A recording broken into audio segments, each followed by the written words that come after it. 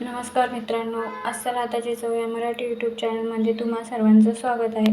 तर आजच्या व्हिडिओमध्ये आपण बघणार आहोत कोथिंबीर भजी। ही भजी खायला एकदम खमंग आणि कुरकुरीत होतात आणि करायलाही खूप सोपी आहे। फक्त 10 मिनिटात बनून तयार होतात ही भजी। चला तर मग रेसिपीला सुरुवात करूया। इथे मी 1 वाटी बारीक चिरलेली कोथिंबीर घेणार आहे। जास्त बारीक ही कोथिंबीर घ्यायची नाही आणि कोथिंबीरचे देठ कोवळे असतील तर तेही घ्यायचे आहेत। आता यामध्ये 1 वाटी बेसन घालणार आहे। 1 वाटी कोथिंबीर, 1 वाटी बेसन, 2 छोटे चम्मच तांदळाचं पीठ घेणार आहे। तांदळाच्या पिठाने भजीला एकदम कुरकुरीतपणा येतो, त्यामुळे 2 चमचे तांदळाचे पीठ घ्यायचे आहे। एक मध्यम साईजचा बारीक चिरलेला कांदा घ्यायचा आहे। थोडंसं 7-8 लसणाच्या पाकळ्या बारीक म्हणजे कुटून घ्यायच्या आहेत। जास्त बारीक पेस्टही नाही करायची, थोडासा ओबडधोबडच बारीक करायचा आहे। 1 चमचा जिरे घ्यायचे आहे, 1 चमचा ओवा घ्यायचा आहे। ओवा असा हातावर कुस्करून घालायचा, म्हणजे ओव्याचा चव यामध्ये छान उतरते, त्यामुळे ओवा कधीही कुठल्याही पदार्थात घालताना असा हाताने चोळूनच घालायचा।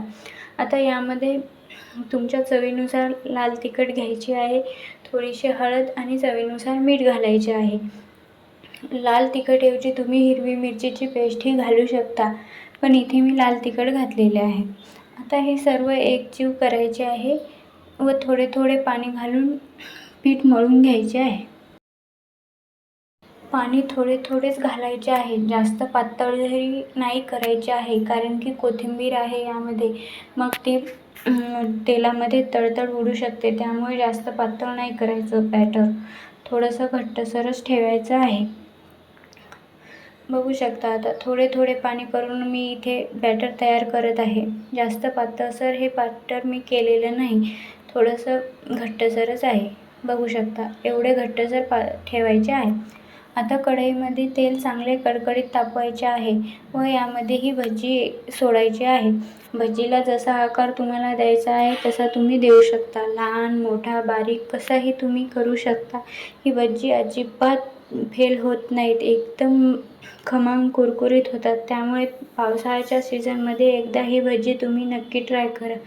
पावसाळाच काय, कधीही तुम्ही ही भजी करून खाऊ शकता, कारण की आपल्याकडे कोथिंबीर कधीही अवेलेबल असते, त्यामुळे तुम्ही ही भजी कधीही करू शकता, एकदम सोपी आहेत।